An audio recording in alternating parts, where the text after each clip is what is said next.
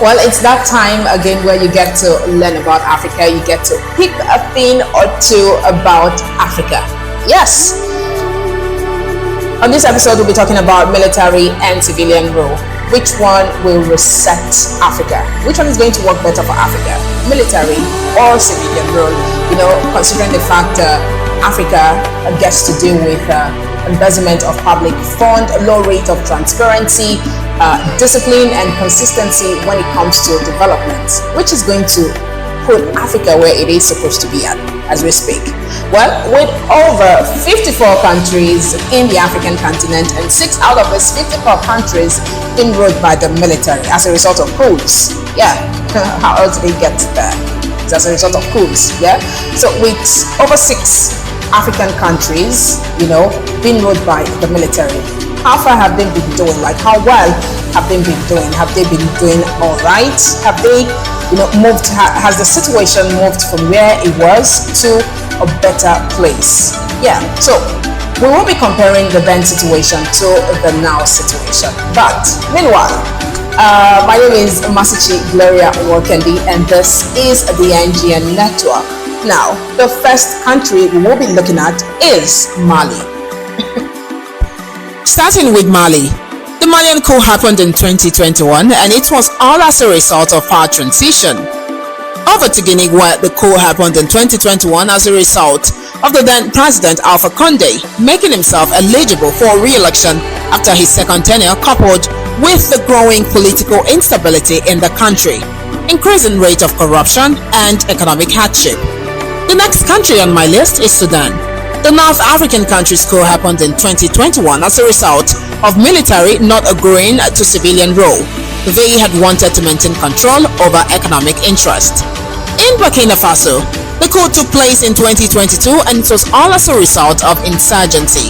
Civilian rule led by President Roch Marc Christian Kabore was not able to handle that at the time. So innocent civilians were losing their lives and properties were also being lost. Comparing the then Burkina Faso to the now Burkina Faso, would you say much has been done? We will get to that in due time. Niger Republic comes up next on my list. The coup happened this year, 2023, and it was all as a result of rising cost of living, perception of government incompetence, and the country's frequent rank at the bottom of the United Nations Human Development Index, and also the issue of insecurity aided the coup. Currently, the dethroned President Mohamed Bazoum is still yet to regain freedom. Alright, last but not the least country to be talked about is Gabon. Yeah, the coup happened this year, 2023, and the president, Ali Bongo Ondimba, got ousted over accusations of, corruption, nepotism, fraud, and irregularities during election. Yeah. And in addition to that, more reports state that a third of the population in Gabon actually live below poverty line of $58 per day. Yeah, and there's also a high rate of unemployment. So you look at all of this. Fine, a coup is ongoing as we speak in Gabon. Has there been any shifts?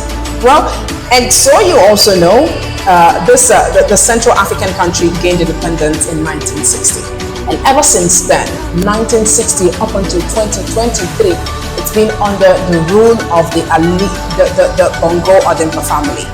Where were you in 1960? Well, speaking for myself, I wasn't around. So 1960 up until this point, come on. So with these reasons all stated out, one would ask, have they been all sorted out?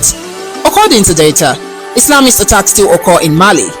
In Guinea, a third-term tenure was prevented from happening.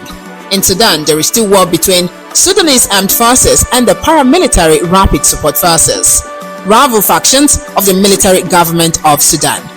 In Burkina Faso, reports show insurgency is still a thing, while Niger Republic and Gabon is still struggling to gain balance.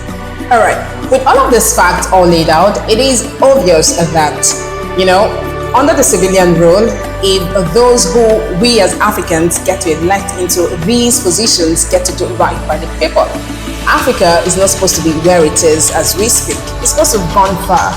Yeah, but if you think otherwise, because come on, You're entitled to your opinion. So am I, also entitled to my opinion. Or what the information I already laid out. What do you think? What are your thoughts? Well, head on straight to the comment section and drop off your response. But meanwhile, don't you forget to like, share, and subscribe to this channel so you don't miss out on the next African content. Well, with that all being said, my name is Master Chief Gloria Onwekembi, and this is the NGN Network. From me to you, bye for now.